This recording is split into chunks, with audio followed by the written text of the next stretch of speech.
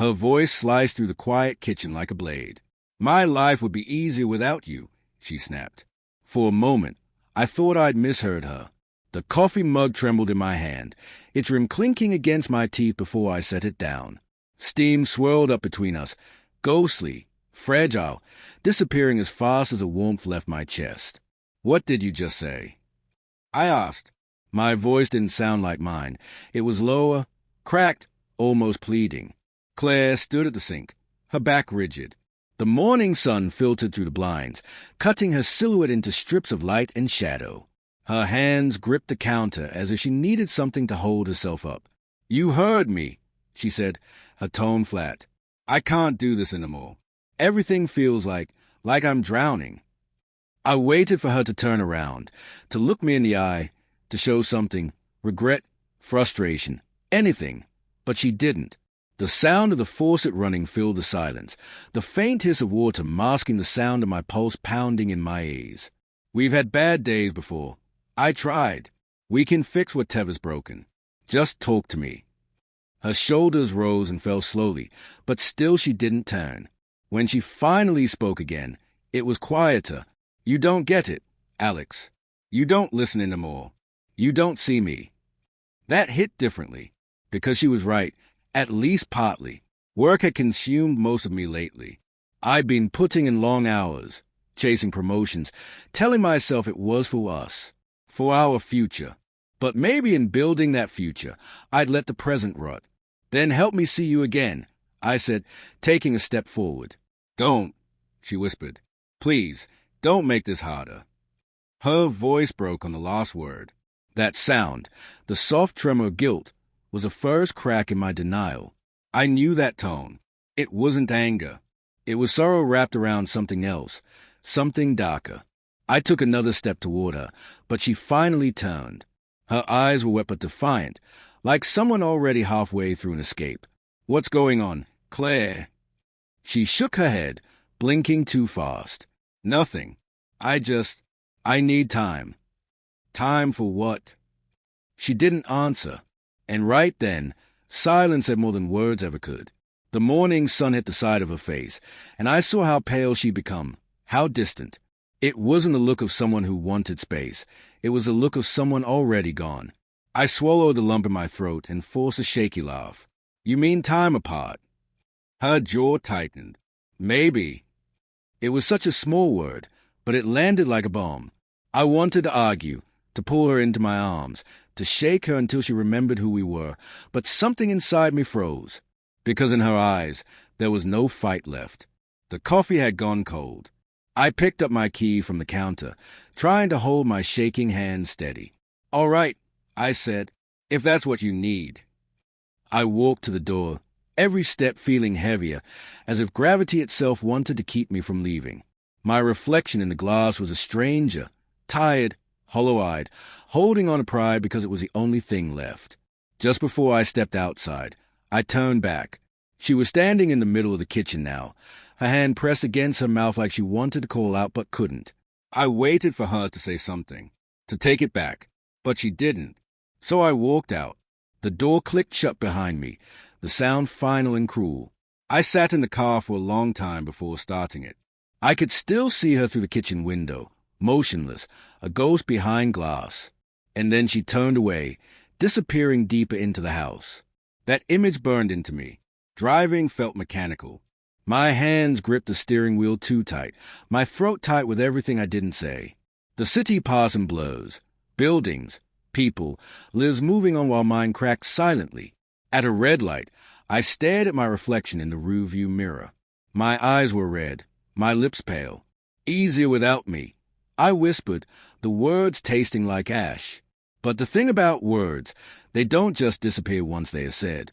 They echo, they grow, and that phrase would follow me everywhere in the days to come. I checked my phone twice before realizing she hadn't texted. Not a single message, not even a come back. By evening, the house felt too quiet. I returned because habit pulled me there, not hope. The air inside was heavy, still carrying the faint trace of her perfume. On the dining table, there was a folded note beside her wedding ring. My breath hitched as I opened it. "I'm sorry, Alex. I just need space to think. Please don't call me. That was all. No explanation. No promise. Just a clean exit. The clock ticked loud enough to feel like mockery. I sat there, reading the note again and again until the words blurred. And for the first time in years, I realized I didn't know where she was, or who she was with. But deep down, under the ache and confusion, something else began to stay. A quiet, gnawing fear that maybe this wasn't about space. Maybe this was about someone else. I tried to push the thought away, but it clung to me like a shadow. Outside, the wind picked up, rattling the window. I stared into the dark yard, half expecting her car headlights to appear in the driveway. They never did. By midnight, I was still sitting in the same chair, her note crumpled in my hand, the ring glinting under the faint light. Something inside me shifted that night. A part of me broke quietly, and another part, something colder, began to wake. Because love and trust don't vanish in a single fight. They die slow, under the weight of unanswered questions. And I had too many of those now. The house was unbearable in its silence. Every creak of the floor, every ticking second of the clock seemed to mock me. I hadn't slept much since that morning. Her words still echoed in my head, threading through every thought until I couldn't tell if I was remembering or reliving them. The bed smelled like her. Lavender shampoo, a faint trace of coffee from mornings when she'd bring me a cup before work. Now, it all felt like the remnants of a life that had quietly expired while I was too busy to notice. By the third day, I started calling. First just once, then again, then 5 times. No response. Her phone went straight to voicemail. On the 5th day, I drove past her office. I told myself it was coincidence, that I just happened to be in the area, but my hands were sweaty on the wheel and my heart was pounding. Her car wasn't there. It was 10:15 in the morning. I parked across the street anyway, staring at the tall glass building she used to love working in. I waited, feeling both pathetic and desperate, until a co-worker she'd mentioned once, Sophie, walked out for coffee. I got out of the car before I could talk myself out of it. "Hey, Sophie," I called out, trying to sound casual. She looked startled, then smiled awkwardly. "Alex? Oh, wow. I haven't seen you in ages." "Yeah, it's been a while. Is Claire in today?" Sophie hesitated, her eyes flicking to the ground for just a second before meeting mine again. No, I don't think so. She's been on leave this week." "Leave?" I repeated. She nodded. "Yeah." She said she needed some time off. "I thought you two were taking a trip or something." My stomach dropped. "No trip?" I said quietly. "Oh." Sophie's smile faltered, awkward sympathy flashing across her face. "I'm sure she just needed a break. She's been working so hard lately." "Yeah," I muttered, forcing a smile. "Thanks, Sophie. Take care." She waved, but I barely saw her anymore. My vision tunneled, my chest tightening as I walked back to the car. Claire had taken leave, without telling me, without even saying where she was going. I sat there for a while, the weight of it pressing down like a storm cloud that refused to boast. The logical part of my brain told me to calm down, to wait, to trust her. But logic was no match for the images flashing through my mind. Her packing a bag while I was at work, her phone lighting up with messages I wasn't meant to see, her laughter with someone else. The thought made me sick. That evening, I opened her laptop. She'd never been secretive with password before, but now I wasn't sure. I tried her usual ones, fingers trembling. The third one worked. The desktop was clean. Too clean. No browser history. No open tabs. No save logins. Like someone had wiped the surface of her life. But in her email, there was one draft. Unsent. It was blank except for the address line. To D.Hartman at... I froze. The name tugged at something familiar. Hartman. Daniel Hartman. Her company's project director. She'd mentioned him a few times in passing, how sharp he was, how good he made the team feel, how he actually listens. I remembered teasing her once. "Careful, you're starting to sound like you admire the guy." She'd laugh and said, "Don't be jealous, Alex. He's 50 and married." The memory hit differently now. I clicked out of the draft and shut the laptop. My reflection stared back at me in the black screen, eyes bloodshot, expression hollow. For a long while, I sat there in the dim light, listening to the refrigerator hum. Then, against every rational instinct, I opened my phone and searched for Daniel Hartman. His LinkedIn profile came up first. Same man she'd shown me before. Married, 2 kids, smiling face in a company photo. And beneath his posts, I found her comments. Compliments on his leadership, on his recent talk, emojis that felt too warm for workplace flattery. Nothing incriminating, but enough to sting. It was amazing how quickly the mind filled in blanks when love turned into suspicion. That night, I couldn't stop replaying every conversation, every late meeting, every time she came home with that faraway look in her eyes. I'd asked about it once. She'd smiled faintly and said, "Just tired." I'd believed her. On the 7th night, sleep finally dragged me under, only to shove me awake again at 3:14 a.m. There was a sound, soft, muffled. I reached for my phone on instinct, checking the time again. Then I realized what woke me, a vibration on the nightstand. Her phone. She'd left it behind. The screen glowed with a single notification before dimming again. I grabbed it before the light disappeared. Daniel H. Can't stop thinking about that night. My hands went cold. For a moment, everything in me went silent. My breath, my thoughts, gone. Only the words remained, burning into my brain.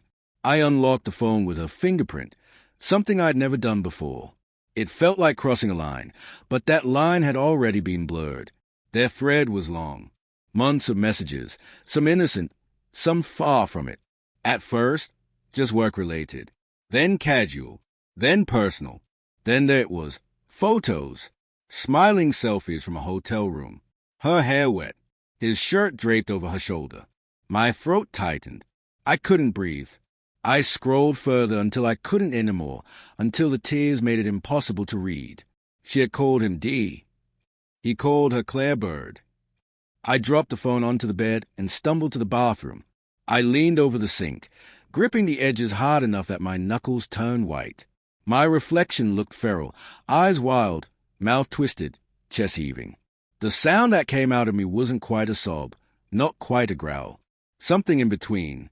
I wanted to smash the mirror. I wanted to burn the messages. I wanted to unsee everything. But you can't unsee betrayal. It stains you. The next morning, I sat on the edge of the bed staring at her ring still lying on the table. The sunlight caught the diamond just right, throwing fractured light across the walls. I wondered if she'd ever even felt guilty. My phone buzzed. A message from her. "Hey, I'll be home tonight. We need to talk." I didn't reply. I couldn't. All I could think of was that one line from her lover. Can't stop thinking about that night. The night she told me she needed space. She hadn't been alone. And suddenly, I knew what I had to do. Not revenge. Not rage. Something colder. Something final. I was going to let her come home. I was going to look her in the eye. And I was going to make her tell me everything. No shouting. No crying. Just truth. Whatever it cost. I heard her car pull into the driveway just after 8. The sound was distant at first, then unmistakable. The slow roll of tires on gravel, the faint thud of the door closing, the keys jingling against her palm. I didn't move. I'd been sitting on the couch for an hour, waiting, every light in the house off except for the small lamp beside me. The glow stretched across the coffee table, illuminating her wedding ring lying next to a folded note. It looked almost ceremonial, like evidence displayed for a trial. When the front door opened, her footsteps hesitated in the entryway. "Alex." Her voice was soft, uncertain. "In here," I said. She stepped into the living room, her expression tightening the moment she saw me. She was wearing a cream coat I hadn't seen before, her hair styled in loose curls. She looked composed, too composed, like she'd rehearsed for this. "You scared me," she said, setting her purse down. "It's dark." "I wanted it that way," I replied. My voice came out calm, though inside my chest everything thrashed. She studied me carefully, then her eyes dropped to the table. "The ring. The note." She froze. "Where did you find that?" she whispered. "Right where you left it," I said. "Next to your apology." Her jaw clenched. Alex, I didn't mean to hurt you. I just needed space. I cut in. Yeah, I read that part. She took a small step closer, her hands twisting together. Can we please not start like this? I came home to talk. I'm not here to fight. Good, I said, leaning forward. Then talk. She hesitated, glancing around the room like the words might be hiding somewhere in the shadows. I've been overwhelmed. Work, life, everything. It's all just been too much. Overwhelmed, I repeated, my tone flat. That's what you call it. She looked at me sharply, sensing the trap. What's that supposed to mean? I reached behind me, grabbed the phone from the couch, and held it out. You left this here. Her eyes widened slightly. You went through it. You left it, I said again. Unlocked. Maybe that was a mistake. Or maybe it was your way of telling me the truth without actually saying it. Her breath hitched. For a moment, her mask cracked. Then she looked away, pressing her fingers against her temple. Oh, God. I saw everything, I said quietly. The messages, the photos, the hotel. The silence that followed was sharp enough to cut skin. She finally looked at me again, eyes glistening, lips trembling. I didn't mean for it to happen. I laughed once, bitterly. You didn't mean to sleep with your boss. Alex, you didn't mean to smile in his shirt or send him pictures from our bed. Her face flushed red. Stop it, she snapped, her voice breaking. Please. I stood up slowly, the anger bubbling just beneath the surface. No, you don't get to tell me to stop. You've been lying to me for months. Months, Claire. Tears welled in her eyes. I didn't plan it, okay? It just happened. We were working late, talking about how hard things were, how disconnected I felt here. Disconnected. I interrupted, my voice rising despite myself. That's your excuse? You felt disconnected, so you fell into his bed. I was lonely, she cried. You were never home, Alex. You stopped noticing me. Every conversation we had was about work, bills, deadlines. I needed to feel like I mattered to someone. The words hit hard because they weren't entirely false. There had been distance, long silences at dinner, nights when I was too exhausted to talk. But distance isn't betrayal. Distance is repairable. What she did wasn't. I exhaled shakily. And did he make you feel that way? Important. She looked away, her shoulders trembling. That's what I thought, I said. I didn't love him, she whispered. That's supposed to make me feel better. No, I don't even know who I am anymore. Her voice cracked completely now, and she sank onto the couch, covering her face with her hands. It wasn't just physical. He listened to me. He saw me, and I didn't know how to stop. I stared at her, disgust and heartbreak warring inside me. So what now, Claire? You want forgiveness? You want me to just pretend none of this happened? She looked up at me, eyes red and desperate. I don't want to lose you. The audacity of it made me go still. You already did. Her lip trembled. Please, Alex, I'll do anything. I'll quit my job. I'll block him. I'll go to therapy. I'll fix this. I wanted to believe her. God, I wanted to. Because despite everything, she was still the woman I'd built a life with. The woman I dreamed about growing old beside. But every time I looked at her, I saw his shirt on her, his hands on her skin, his words on her phone. Why? I asked quietly, why didn't you just leave me first? She shook her head helplessly. Because I still love you. I closed my eyes. The words should have meant something, but now they only sounded like noise. You don't love me, Claire. You love the version of me that didn't exist anymore. She sobbed into her hands, and for a long moment, neither of us spoke. The sound of the clock ticking on the wall filled the air between us. Then, softly, I said, tell me one thing. The night you said you needed space, were you with him? She didn't answer. The silence was enough. I felt something in me fracture completely, like a bone snapping clean. I nodded slowly, walked to the kitchen, and poured a glass of water. My hands didn't shake this time. Thank you for being honest. Eventually, she stood, voice trembling. Please don't hate me. I turned toward her, eyes cold. I don't hate you. Hate would mean I still care. She flinched as if struck. I set the glass down, grabbed my coat, and headed for the door. Where are you going? She asked, her voice panicked. To make my life easier, I said quietly, just like you wanted. And I left. Outside, the night was sharp and cold. I could hear her crying inside as I walked down the driveway. The sound twisted something in me, but I didn't turn back. Because once you've seen the truth, there's no unseeing it. You can either drown in it or walk away. The night air bit at my skin as I walked down the quiet street. I didn't know where I was going, only that I couldn't stay there. Every step away from that house felt like walking out of a burning building. Smoke still clinging to my lungs, the heat still licking at my back. I drove without direction for almost an hour. City lights blurred past, traffic signals blinked red and green through my windshield, and the hum of the engine filled a silence that my thoughts refused to leave empty. When I finally pulled into the old Riverside Motel on Maple Avenue, it was out of instinct more than choice. I'd stayed there once years ago during a work trip, cheap, quiet, anonymous. The kind of place where people didn't ask questions. The clock barely looked at me.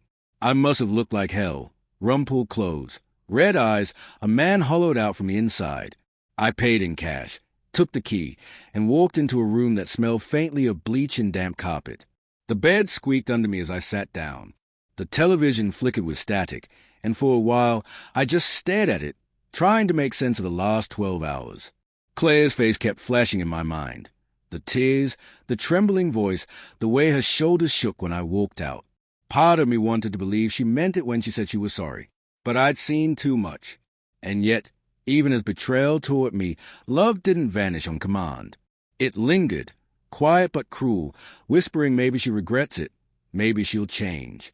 I hated that part of me, the weak, forgiving part. Sleep came in fragments at night, shallow and haunted. Every time I closed my eyes, I saw her with him. Sometimes it was blurry, sometimes painfully vivid. And every time I woke, it felt like falling off a cliff. By morning, I was numb. I showered, changed into the same clothes, and stared at myself in the mirror. I looked older somehow.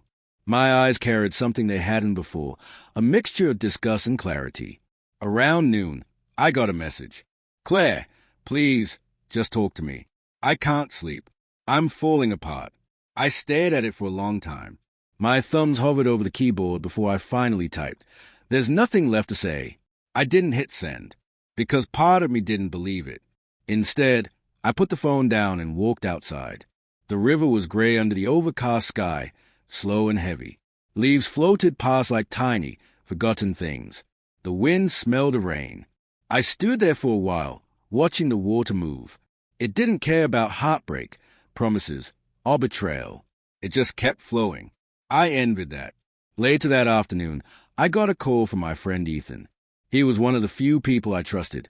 Someone who'd seen me through college, through job changes, through everything. Man, you sound terrible, he said when I picked up. Thanks. I muttered, where are you? Motel on Maple. A pause. What happened? I told him. Not all the details, but enough. The fight, the messages, the truth. He didn't interrupt once. When I finished, there was silence on the line. Then he said, Alex, I'm so sorry, but you did the right thing walking out. Doesn't feel like it. It won't. Not yet. But you had to. Staying would have killed you slowly. I rubbed my forehead. I keep thinking about her. Like what she's doing right now, if she's with him again. Don't, he said sharply. You'll drive yourself mad. I sighed. Too late. He offered to meet me for a drink that night, and I agreed. I didn't want company, but I knew isolation was worse. We met at a quiet bar downtown, the kind with dim lighting and soft jazz in the background. He ordered whiskey for both of us. I barely tasted it. Ethan studied me for a moment before asking, Are you done with her? The question hit harder than I expected. I don't know, I said truthfully. He nodded slowly. You don't have to decide now. Just promise me you won't go crawling back just because he cries. I smirked bitterly. You think I'm that weak? He met my eyes. I think you still love her. I didn't argue. When I got back to the motel that night, there was another message from Claire. I'm scared, Alex. I don't know what to do. Please just pick up. And attached was a photo, her sitting on the floor of our bedroom, eyes red, mascara smudged, a half-empty bottle of wine beside her. I stared at it until my chest ached. Ethan's words replayed in my head, but guilt twisted against them. I couldn't ignore her if she was spiraling. So I called. She answered instantly, her voice shaky. Alex, I'm here. She let out a sob. I thought you'd never call. What do you want from me, Claire? I need you to listen. Please. I haven't been with him since that night. I ended it. I swear. How convenient, I said quietly. I mean it. He tried to call, but I blocked him. It's over. I realized what I'd done and I couldn't live with it.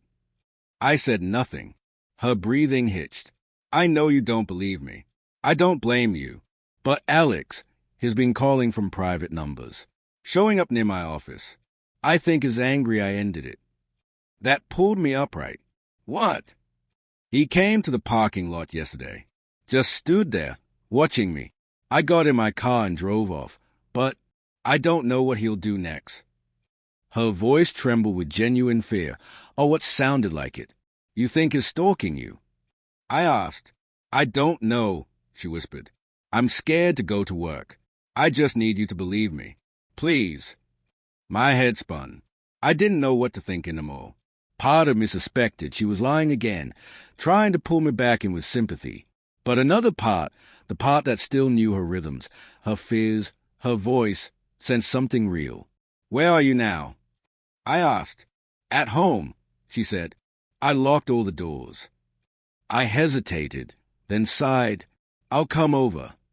She made a small, broken sound, half relief, half guilt. Thank you.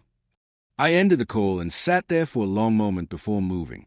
This was probably a mistake, but I couldn't help it. Despite everything, I couldn't let her face danger alone. So I grabbed my jacket, drove through the rain, and parked outside our house again. Her car was there. The windows were dark. When she opened the door, her face was pale and tear-streaked. She looked smaller somehow, fragile in a way I hadn't seen in years. Thank you for coming, she whispered. I stepped inside. The smell of her perfume hit me instantly, familiar, painful. Did he contact you today? I asked. She shook her head. No, but I keep hearing things, like footsteps outside. Maybe I'm losing my mind. Her voice cracked. An instinct took over. I reached for her shoulder before stopping halfway. She noticed. You don't have to, she murmured, voice breaking. We stood there, two people orbiting around a love that had collapsed. And then, from outside, a car engine started. We both turned toward the window. Headlights flashed briefly across the front yard before disappearing down the road. Clay's breath hitched. That's him, she whispered. I didn't move. My pulse thundered in my ears. You sure? She nodded. He drives a silver Audi. That was his. Rain pattered harder against the glass. Somewhere deep inside, I realized this wasn't over. Whatever this thing between her and Daniel was, it hadn't ended. It had evolved. And now, it was pulling me back in. We stood by the window in silence, watching the rain streak down the glass like it was trying to wash something away that couldn't be cleaned. Her hands trembled as she held the curtain slightly open, peering into the darkness beyond.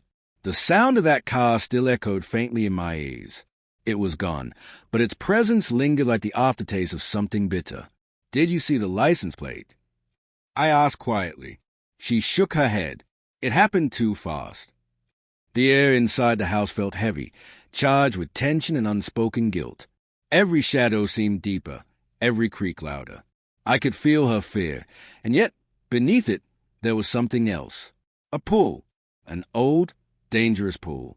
You should stay somewhere else tonight, I said. A hotel? Maybe. I can drive you. No, she said quickly. If I leave, He might think it scared me off. I can't let him have that power." Her voice was steady, but her hand still shook. I watched her carefully. Her fear seemed real, but I couldn't tell if it came from Daniel or from being caught. I sighed, rubbing the bridge of my nose. "Then I'll stay on the couch, just for tonight." She hesitated. "You don't have to." "I'm not doing it for you," I interrupted. "I just don't trust him." Her lips parted like she wanted to say something, but she didn't. Instead, she nodded and walked to the kitchen. "I'll make some tea." I watched her move through the dim light, her silhouette framed by the glow of the stove. There was something haunting about it, this strange, broken domesticity between two people who used to share everything. When she came back, she handed me a mug, her fingers brushing mine for a moment. The touch burned, both familiar and foreign. "Thank you," I said quietly. We sat across from each other, sipping in silence. "Alex," she said finally, "I know I have no right to ask this, but will you believe me? About him?" I looked up, meeting her eyes. "I don't know yet." She nodded slowly, accepting it like a verdict she'd expected. He wasn't supposed to find out I ended it. He called me at work, then at home. He said things, threats, but wrapped in apologies. He said I ruined his life. Her voice cracked. He has a family. I think is scared of what happens if his wife finds out. I felt my jaw tighten. "Did you tell anyone?" "No. Who would believe me? Everyone loves him." I stared down at the tea, the reflection of a shaking hand rippling across the surface. Something in me shifted. I didn't know whether it was anger for her or anger because of her. Maybe both. "I'll stay," I said finally. "Just tonight. Lock the doors and get some rest." She nodded, her relief almost painful to see. By midnight, the rain had slowed, turning into a faint drizzle. She had gone upstairs, and I was lying on the couch, staring at the ceiling. The sound of the grandfather clock filled the quiet, each tick syncing with my pulse. Then I heard it, a faint crunch of gravel outside. I sat up immediately, heart pounding. Another step, slow, deliberate. I got up, moved quietly to the window, and peered out through the blinds.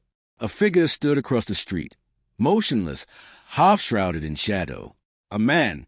My breath hitched.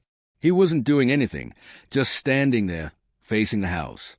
Even through the rain and darkness, I could feel the weight of his gaze. I grabbed my phone, flicked on the flashlight, and aimed it out the window. The beam caught him for half a second, a tall man in a dark coat, before he turned and disappeared behind the neighbor's fence. "Claire," I called out sharply. She was downstairs within seconds, eyes wide. "What is it?" "There was someone outside," I said, "across the street." Her hand flew to her mouth. "Oh, my God." "Stay here," I said, grabbing my coat. "Alex, don't go out there," she cried. But I already had. The cold air hit me as I stepped into the yard. I scanned the street, empty, only the faint sound of the river nearby and the rain dripping from the trees. I jogged toward the neighbor's fence, flashlight cutting through the dark. Nothing. He was gone. I turned back toward the house, and for a moment, I caught a glimpse of Claire standing in the window, her face pale, her hand pressed to the glass. Something about that image rooted itself deep inside me. When I got back inside, she was pacing. "Did you see him?" "No," I said, shutting the door. "But he was real. You weren't imagining it." She sank onto the couch, shaking. "I can't live like this." I sat across from her, watching the way her fingers twisted the hem of her sleeve. "If he shows up again, we'll go to the police." She nodded faintly, but her eyes were distant, somewhere else entirely. We didn't talk after that. She went upstairs again, and I lay back down, though sleep never came. I just listened, to the wind, to the faint creaks of the house, to the soft sound of her footsteps above me. Sometime after 2, I heard the floorboard creak again. Light steps, moving toward the stairs. I turned my head just as she appeared at the bottom, wearing one of my old shirts. Her hair was down, her eyes tired but searching. "Couldn't sleep?" I asked softly. She shook her head. "Every noise makes me jump." I sat up. "You should try to rest." She hesitated. then said, "Can I just sit with you for a bit?" I didn't answer, but I moved over slightly. She sat down beside me, the air between us charged and quiet. For a long time, neither of us spoke. The weight of everything hung there: betrayal, guilt, fear, longing. Finally, she whispered, "I'm sorry for everything." I didn't look at her. Sorry doesn't change it. I know, but I still needed to say it. We sat like that for a long while. Her head eventually rested against my shoulder, the contact hesitant, fragile. I didn't move. Maybe part of me missed her warmth. Maybe part of me hated myself for still caring. When she finally fell asleep against me, I stared at the window again. The rain had stopped, and somewhere outside, unseen, a car door closed softly. I went cold. I carefully shifted her head onto a pillow and stood up. Moving quietly, I went to the window. The street was dark, but not empty. A silver Audi sat parked 2 houses down, headlights off. The same car. My jaw clenched. He hadn't left. He'd been watching. And suddenly, I understood something awful. Whatever had started between them, it wasn't just an affair. It had turned into something else. Something that had spiraled out of her control. And now, it might spiral out of mine. The car didn't move for almost 5 minutes. I stood there, hidden behind the curtain, pulse hammering in my throat, watching the faint outline of the Audi through the rain-speckled glass. Every instinct screamed at me that something was about to happen. Claire stirred on the couch, murmuring softly in her sleep. I turned to her, then back to the window. I couldn't just stand there. Grabbing my phone, I slipped on my jacket and eased the door open as quietly as I could. The night air was sharp, smelling of wet earth and pine. Street lights flickered weakly, casting long shadows that made everything look distorted, unreal. The car's silhouette was clearer now. Engine off. No movement inside. I approached slowly, the gravel crunching under my boots. My flashlight was still in my pocket, but I didn't use it. I didn't want to alert whoever was inside. When I reached the edge of the yard, I could just make out the outline of someone sitting behind the wheel. A man, his head turned slightly toward the house. My heart pounded harder. I took one more step, and the car's headlights suddenly flared to life. The engine roared. I raised my arm to shield my eyes as the tires spun against the wet road. The Audi shot backward, swerving around the corner so fast that the tail lights vanished into the mist before I could even get a license plate. For a long moment, I stood there in the rain, breathing hard. My hands were shaking, not just from the cold. When I finally went back inside, Claire was sitting up, wide-eyed. "Where did you go?" "He was out there," I said, shutting the door. Watched the house for nearly 10 minutes, then drove off when I approached. Her face went pale. "You saw him?" "I saw the car. Couldn't see his face clearly." She wrapped her arms around herself. "He won't stop?" I studied her carefully. "How long has this been happening?" She hesitated. "Too long. Claire." 2 weeks, she whispered. "He started showing up outside work. Then here. I thought he'd give up when I stopped answering him." I clenched my jaw. "You should have told someone. The police, at least." She looked away. What would I even say? That my ex-lover is stalking me? That I cheated on my husband, and now I'm scared of the man I betrayed him with? They just look at me like I deserve it. Her voice broke on the last word. I didn't respond. Part of me wanted to shout, to tell her she wasn't the only one who'd been hurt by her choices. But something in her eyes stopped me. Fear had replaced the pride that once lived there. I sighed. "I'll stay until morning." She nodded silently. When I finally sat back on the couch, I didn't sleep at all. My mind was a mess of questions. Why was Daniel still following her? What did he want? Was he just jealous? Or was there something else she wasn't telling me? At dawn, the rain cleared and the sky began to lighten. Claire had drifted off again, exhaustion written across her face. I stepped outside to check the road. That's when I saw it. A folded piece of paper wedged under the windshield wiper of my truck. My stomach dropped. I looked around. The street was quiet, empty. Slowly, I pulled the paper free. The handwriting was neat, almost deliberate. "You should stay out of this. She lies about everything." No signature. I crumpled the paper in my hand, my mind spinning. Back inside, I tossed it on the counter. Claire looked up, bleary-eyed. "What's that?" "A note," I said flatly. "He left it on my truck." She stood, her hands trembling. "What does it say?" I handed it to her. She read it once, twice, then looked up. "He's trying to turn you against me." "Is he?" I asked quietly. Her expression shifted. Hurt flickered behind her eyes. "You really think I'd lie about this?" "I think I don't know what's true anymore." "Alex," she said softly, stepping closer, "is dangerous. Please, don't let him twist this." I wanted to believe her. I really did. But her timing, her tone, there was something off. Something rehearsed. Before I could respond, her phone buzzed on the table. A message flashed across the screen. I caught the name before she could grab it. "Daniel." She froze, realizing I'd seen. "Don't," she said, her voice sharp. "But I already had. You didn't tell him the truth. You owe me that much." My blood ran cold. "What truth?" I asked. "Alex, please." "What truth?" I repeated, louder this time. Her eyes filled with tears. "His lying, trying to make you doubt me." I took a step closer.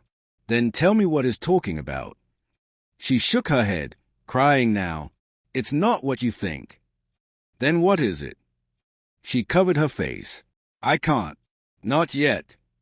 I stared at her, the frustration boiling up inside me. "You've already destroyed everything once. Don't make it worse by hiding something again." Her voice dropped to a whisper. "It's not just about the affair. There was something else." I waited, but she didn't continue. That was the moment I realized this was no longer just a story of betrayal. It was something darker. Something that had started long before she ever said those words that ended us. "Tell me," I said quietly. She looked up, eyes red, lip trembling. "If I do, you'll hate me forever." I stared at her for a long time. "Try me." She swallowed hard, looking away. Daniel wasn't just someone I worked with. He was part of something I got involved in, something I shouldn't have. It started before you and I separated. It wasn't only emotional, Alex. It was business. My mind reeled. "What kind of business?" She hesitated, her voice barely audible. "Money. Investments. Something illegal. I didn't know at first, I swear. But once I found out, it was too late. He threatened to expose me if I left him." I stood there, numb. "You were part of it." "Not willingly," she said quickly. "I was stupid. He used me. And now he thinks if I talk, he'll lose everything." I sank into the nearest chair, my head spinning. Every piece of this twisted puzzle started to fall into place. The stalking, the fear, the lies. But something still didn't add up. "Why come to me?" I asked. "After everything you did, why come to me of all people?" She looked at me, tears falling freely now. "Because you were the only person who ever made me feel safe, even when I didn't deserve it." For a moment, I didn't know what to say. I wanted to hate her, but all I felt was exhaustion. Outside, a car engine rumbled faintly. My eyes flicked toward the window. The same silver Audi rolled slowly past the house. Claire froze. "His back," I whispered. And then the car stopped. This time, the driver's door opened. The sound of the car door closing was sharper than it should have been, echoing through the damp morning air like a gunshot. Claire's breath hitched. "His hey," she whispered, voice trembling. I motioned for her to stay back as I peered through the living room window. The man stood by his car, tall, broad-shouldered, dressed in a dark coat that looked almost black against the gray light. Even from a distance, I could feel his confidence, his calmness. This wasn't a man panicking about being caught. This was someone who thought he was in control. "Stay inside," I said quietly. "Alex, please don't." But I was already at the door. The air outside was cold enough to sting. I closed the door behind me and stepped onto the porch, every nerve alive. He looked up as I approached, a faint smirk forming when he recognized me. "So you're the husband," he said, his voice low, smooth, almost polite. Ex-husband, I corrected. What do you want? He tilted his head slightly. A conversation. I took a few steps closer, stopping just short of the driveway. You've been following her, leaving notes, showing up at her house. You think that's a conversation? His smirk didn't fade. If she'd answer my calls, I wouldn't have to. Then take the hint. She doesn't want to talk to you. He laughed softly, shaking his head. You really think this is about her? Something about his tone made my skin crawl. What is it about then? I asked. She didn't tell you, did she? He said, eyes narrowing slightly. Of course not. She never does. She plays the victim so well. My fists clenched. Cut the games. What did you want from her? He took a step closer. Same thing she wanted from me. Money. A way out. Don't act like she's innocent in all this. You used her. He smiled faintly. We used each other. My pulse hammered in my ears. You're done here. Leave before I call the police. He chuckled. Go ahead. I have messages, emails, transfers. You really think the police will side with a woman who helped launder money? The words hit me like a blow. My throat went dry. He saw the reaction and smiled wider. Ah, so she didn't tell you everything. Typical Clay. My stomach twisted. You're lying. He reached into his coat. I tensed, ready to move, but he only pulled out a folded piece of paper and held it out. You want the truth? Read this. I didn't take it. What is it? Bank statements. Transfers she made under her name. My name's nowhere on them.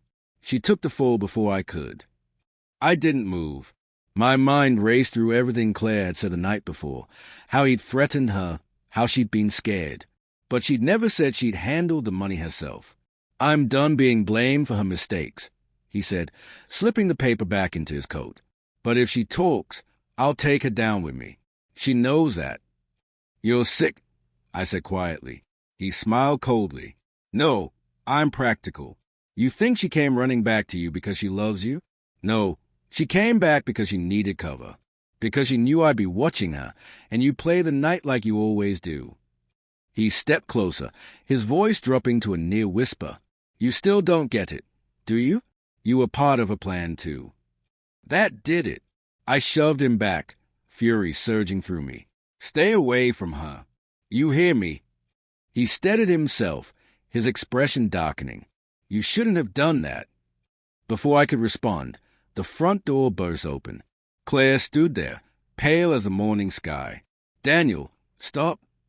He turned toward her, eyes narrowing. You really think you can hide behind him? You think he'll protect you when he knows what you did? Leave, she said, her voice trembling. Please. He took one last look at me, smirking again. You'll see soon enough. She's not who you think she is. Then he turned and walked back to his car. The engine roared to life, tires splashing through puddles as he sped away down the street. The silence afterward was deafening. I turned to Claire. What did he mean by that? Her lips parted, but no sound came out. Tears welled in her eyes. Alex, please, not now. Now, I said firmly. You're going to tell me the truth, every piece of it. She wiped her face, shaking. His twisting it, his trying to make you hate me. Then prove him wrong. She sank onto the steps, her whole body trembling. It started as a favor, she whispered. Daniel asked me to move some funds through my company's account to cover an investment he said he couldn't make publicly. I didn't ask questions because I trusted him.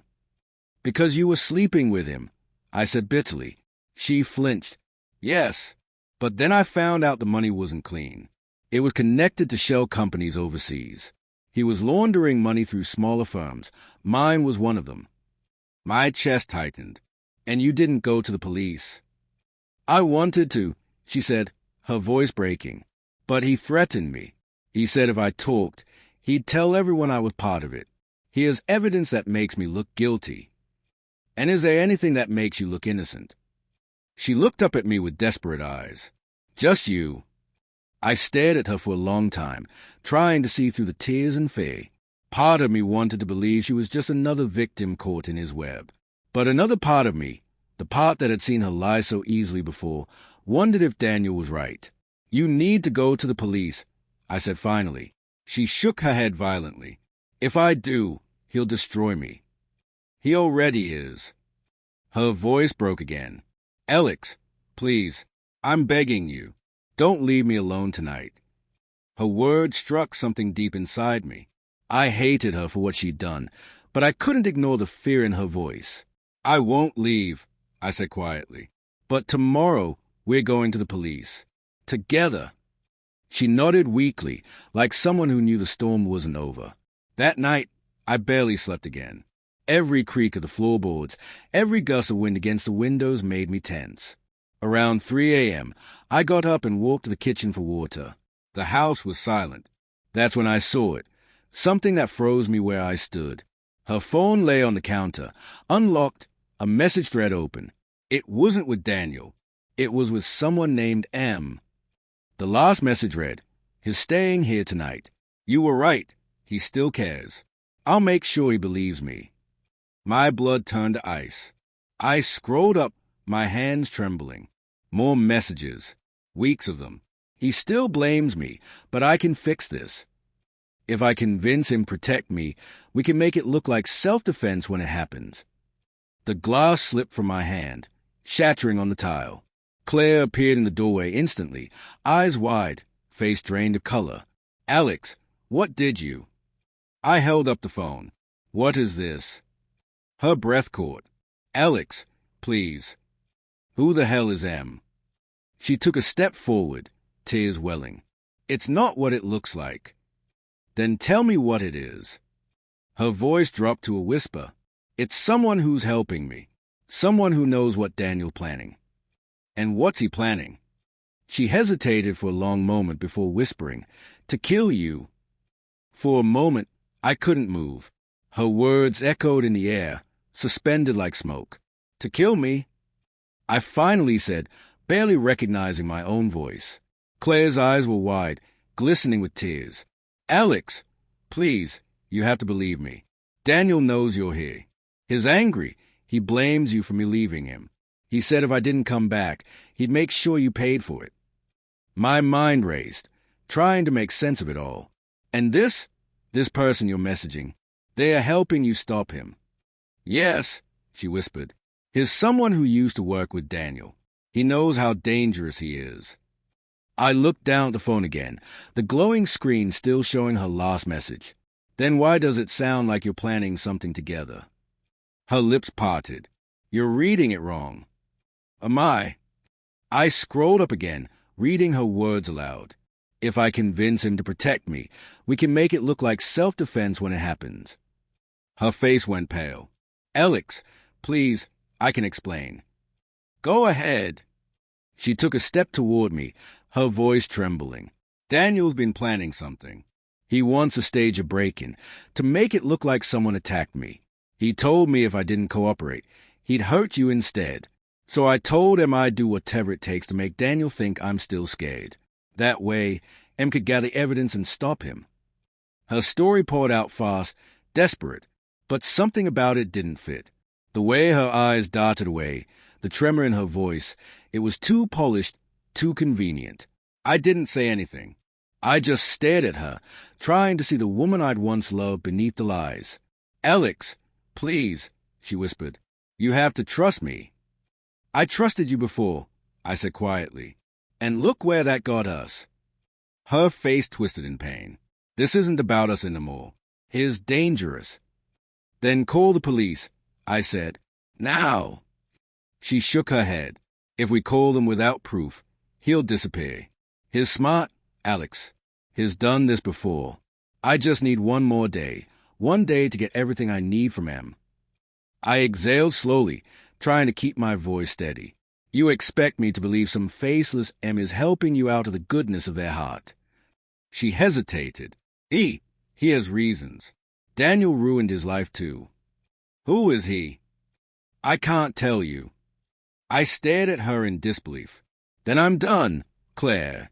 I'm done being dragged through your mess." Her tears came fast now. If you walk away, he'll come for you. Please, just one more night. Let me end this. I turned away, gripping the counter to steady myself. Everything inside me screamed that this was wrong, that there were pieces missing, that maybe I wasn't the one in danger after all. But before I could decide what to do, headlights flashed through the front window. We both froze.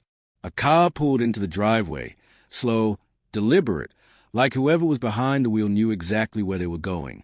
Claire's hand flew to her mouth. "Oh, my God!" "Stay here," I said, already moving toward the door. "Alex, don't." But I didn't listen. When I stepped onto the porch, the silver Audi was back. The driver's door opened, and Daniel stepped out, his expression calm. Too calm. He looked up at me. "You just don't listen, do you? I told you to stay away." He smirked. "And I told you this isn't about her anymore." Something glinted in his hand. Not a weapon. Keys. He tossed them up once, catching them lazily, like he was toying with me. "You think she's a victim," he said. "You think she told you the truth about what we were doing. She said you used her." He laughed softly. "Used her? No. She used me. She used everyone." I clenched my fists. "You're lying." He stepped closer, lowering his voice. "She started the whole thing, Alex. The transfers, the fake accounts. She was the one who came up with it. I just helped her move the money. She's been lying to both of us." The words hit like a slap. "You expect me to believe that?" "Check the account numbers if you don't," he said, smirking. "They're in her name. Every single one." I wanted to shout at him, call him a liar, but something about the certainty in his tone made my stomach twist. Behind me, the front door creaked open. Claire's voice was quiet but steady. "Stop talking to him, Alex." Daniel turned toward her, smiling faintly. "Tell him the truth." "Don't listen to him," she said, her voice shaking. He took a step toward the porch. "Tell him how it started, Claire. Tell him whose idea it was to use your company." "Enough," she shouted. "Or what?" he asked, his smile fading. "You'll have him kill me for you." I froze. "What did you say?" I asked. Daniel looked straight at me. "You really think she asked you here because she was scared? She asked you here because she needed an alibi." Claire's voice cracked. "That's not true." "Isn't it?" he said softly. "She wanted to make it look like I broke in. Like you stopped me. That message you saw? She's been planning this for weeks." "Stop it," she screamed. He reached into his coat again, and this time, when I saw the metallic glint, I moved before thinking. I lunged forward, tackling him onto the gravel. The gun went off with a deafening crack, the flash lighting up the driveway for a split second. Claire screamed. We struggled in the mud, the weapon sliding across the ground. Daniel swung hard, catching me across the jaw. I tasted blood. I grabbed his wrist and slammed it against the ground until he cried out. For a second, I thought I had him, but then his knee drove into my ribs, knocking the air out of me. We rolled again, the sound of Claire's panic cries fading into the background. The gun lay between us, half buried in mud. He reached for it, but I got there first. I grabbed it, aimed. "Stop!" Claire screamed. "Alex, don't!" I froze. Daniel stared at me, chest heaving. "Go ahead," he said quietly. "See what she does." I looked at her. She stood in the doorway, tears streaking down her face, her hand shaking violently. "Tell me the truth," I said. "Did you set me up?" She sobbed. "Alex, please, I didn't." "Tell me." She fell to her knees, her voice breaking. "I just wanted to fix it. I didn't mean for it to go this far." Daniel laughed bitterly. "You see? She can't even deny it." My grip tightened on the gun. My heart was pounding so loud I could barely hear anything else. "Alex," she whispered, crawling forward. "Please, don't do this. He'll ruin both of us." "Both of you?" I asked softly. "Or just you?" For a moment, no one moved. The air was thick, electric, ready to explode. Then headlights appeared at the end of the street. Another car approaching fast. Daniel's eyes widened. She called someone. Claire turned toward the light, confusion flashing across her face. No, I didn't. But before anyone could react, the car screeched to a stop and a man stepped out. Tall, cold-eyed, dressed in black. Daniel whispered. And then everything happened at once. The man stepped out of the car like he'd been waiting for this moment his whole life. His movements were calm, deliberate, the kind of control that comes from knowing exactly what you're about to do. Claire's breath hitched when she saw him. No, she whispered. No, he's not supposed to be here. Daniel's lips curled into a bitter smile. Looks like your guardian angel decided to show up after all. I said under my breath, my hand still trembling around the gun. The man's eyes flicked toward me. Put it down, Alex. His voice was deep, steady, terrifyingly composed. You're in over your head. Who are you? I demanded. What do you want? He ignored the question, walking slowly toward us. His gaze locked on Claire. You lied to me. Her knees seemed to buckle. Please, I can explain. Explain what? He said quietly. That you used me to get to him. He tilted his head toward Daniel. That you planned to run with the money after we cleaned it. I blinked. What? Daniel barked out a dry laugh. Told you, didn't I? Claire's voice broke. That's not true. I swear I wasn't going to run. I just needed time. MS' jaw tightened. You had time. I gave you everything, access, protection, and you repaid me with lies. I stepped between them, the gun still raised. Back off. You're not touching her. He stopped a few feet away, his expression unreadable. You think you're saving her. I know I am. He took another step forward. Then you don't know her at all. Claire shook her head violently, tears streaming down her face. Alex, please, his twisting it, is dangerous. His. Enough, said sharply. You've done enough damage for one lifetime. And then I saw it, his hand sliding beneath his coat. Don't! I shouted, aiming the gun higher. He froze. For a moment, no one moved. Only the sound of the wind and the faint hum of the idling car filled the night. Then he slowly pulled his hand out. Empty. Relax. I didn't come here to kill anyone. Daniel snorted. Could have fooled me. Shot him a glance that silenced him instantly. You, he said to Daniel. You should have stayed gone. Funny, Daniel said, his smirk returning. That's exactly what she told me before she drained my accounts. I turned to Claire. Is that true? She shook her head, but the look in her eyes betrayed her. My stomach dropped. MS' tone softened, almost pitying. You thought she loved you, didn't you? Shut up, Claire hissed. He ignored her. That's what she does, Alex. She finds men who want to protect her, who think she's broken and needs saving. Then she takes what she needs and moves on before they figure it out. My throat went dry. You're lying. Am I? He said, pulling a phone from his pocket. He tapped it twice and turned the screen toward me. It was a video. Claire, sitting at a cafe I didn't recognize, laughing with Daniel. Her voice was faint but clear enough to catch the words. His predictable. He'll do anything if he thinks I'm in trouble. I felt my chest cave in. Claire lunged toward him. Delete it. You have no right. He shoved her back. You made me part of this game, Claire. You think I'd let you in. She stumbled, catching herself on the porch railing. Her voice broke into sobs. It wasn't like that. I was scared. I didn't know what else to do. MS' tone was cold. You knew exactly what you were doing. I couldn't breathe. The world around me seemed to shrink until it was just the three of us, her, the man who'd use her, and me, the fool who'd believed she could change. Alex, she said through her tears, reaching for me. Please, you have to believe me. I never wanted to hurt you. I stepped back. You already did. Glanced at me. You want to know the truth? The whole thing started with her company's debt. She came to Daniel for help. He brought me in to move the money. Then she realized she could cut us both out if she played her cards right. Daniel smirked. And she almost did. Claire's voice cracked. I had no choice. You were both using me. M tilted his head. And you thought using him was a solution. Her eyes flicked to me. I didn't mean to. I wanted to fix it before anyone got hurt. Too late for that, Daniel muttered, touching the bruise forming on his jaw. The air was thick with tension, every word threatening to ignite something irreversible.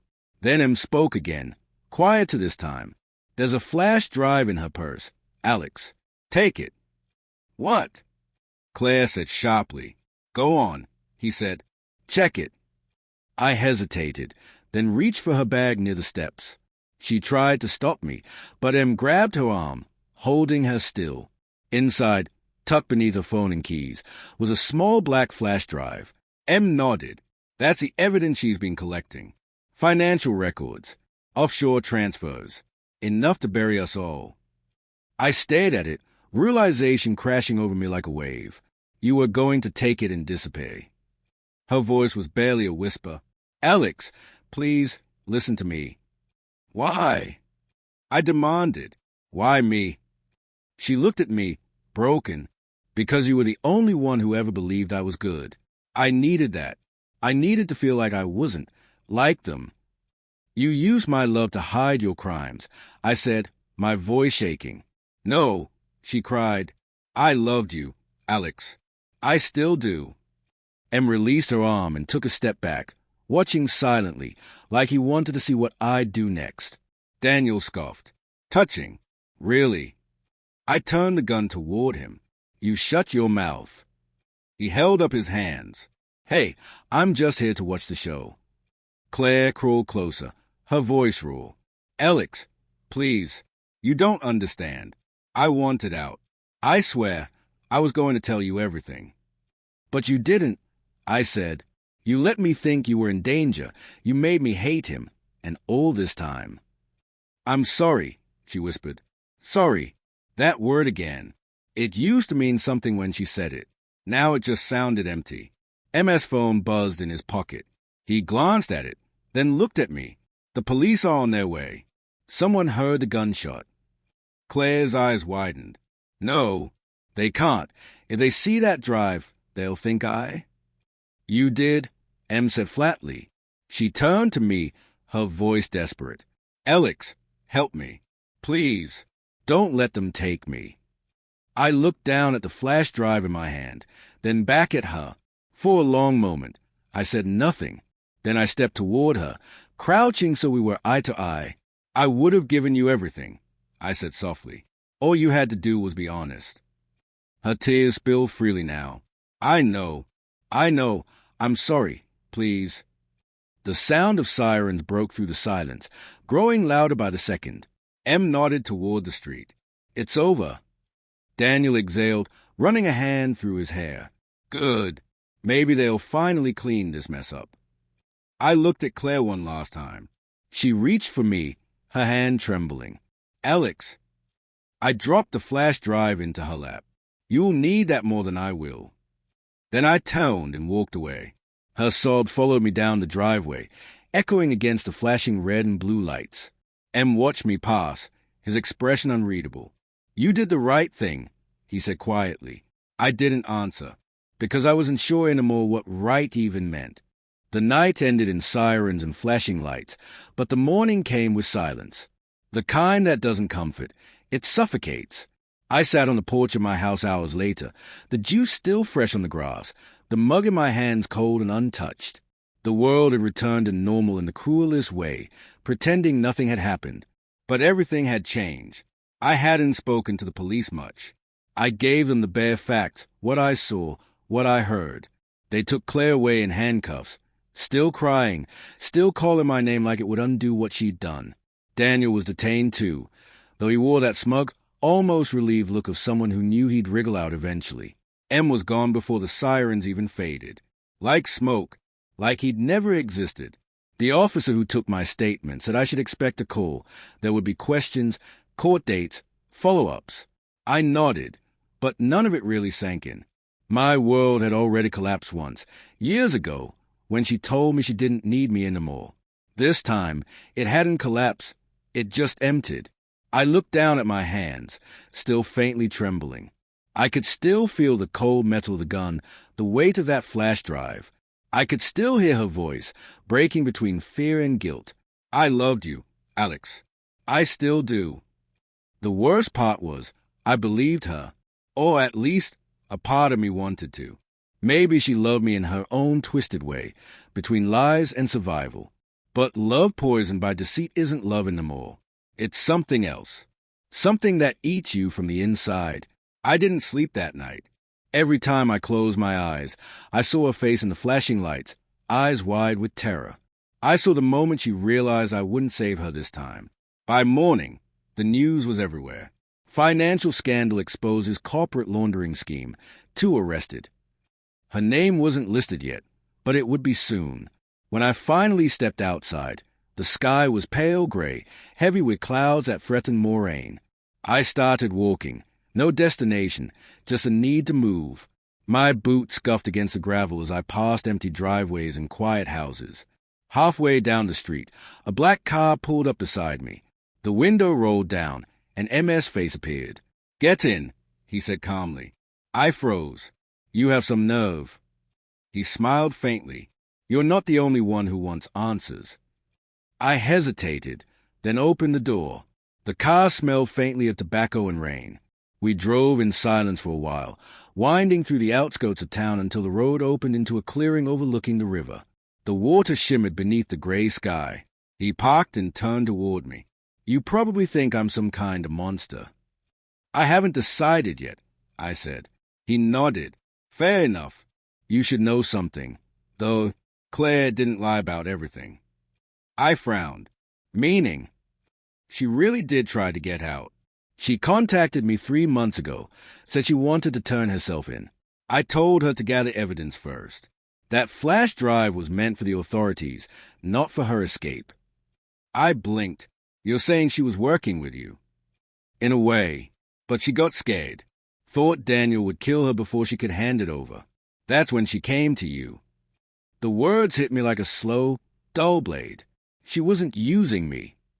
She was desperate, he said, and you were the only one she trusted not to run. I stared out at the river, trying to make sense of it all. The betrayal, the confession, the tears, it all tangled together until I couldn't tell which parts were real and which were manipulation. "You should have told me this last night," I said finally. He gave a small, tired shrug. "Would you have believed me?" "No." He smiled faintly. "Exactly." We sat there for a while, listening to the water and the faint hum of distant traffic. Then he said quietly, "You did her mercy walking away when you did." I turned to him. "She's going to prison, isn't she?" "Probably, but not for long. She gave them everything, names, accounts, routes. It'll cut her time." I didn't know whether to feel relief or anger. "She's not a bad person," he added. "Just lost. Too many wrong choices in a row." "She said she loved me," I murmured. He looked at me, his gaze oddly gentle. "She did, just not in the way you needed." That broke something in me, something small but sharp. When he drove me back, I didn't look back once. Over the next few weeks, I tried to rebuild. Work helped. So did silence. Friends reached out, but I couldn't explain what had happened without reopening wounds I hadn't even begun to understand. Every night, I'd sit at my kitchen table and stare at the empty chair across from me. Sometimes I imagined her there, smiling like she used to when everything was simple. One morning, about a month later, a letter arrived. No return address. Inside, just one page. Her handwriting. "Alex, I don't expect you to forgive me. I just want you to know that you were the only person who ever saw me as something more than my mistakes." I told the truth. I told them everything.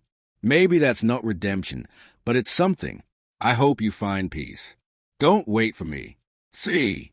I read it 3 times before setting it down. Then I walked to the river, the same one him had taken me to, and stood there watching the water move, slow, endless, unbothered. I pulled the letter from my pocket and let the wind take it. It fluttered for a moment, then touched the surface and vanished downstream. For the first time in years, I didn't feel anger. Not grief, either. Just a strange, fragile quiet. Love, when it breaks, leaves echoes that never quite fade. But sometimes those echoes are all that remind you that you're still alive. I turned away from a river and started walking home, the world still gray, but lighter somehow. And though I didn't know what waited ahead, I knew this much. I would never again mistake pain for love or silence for peace.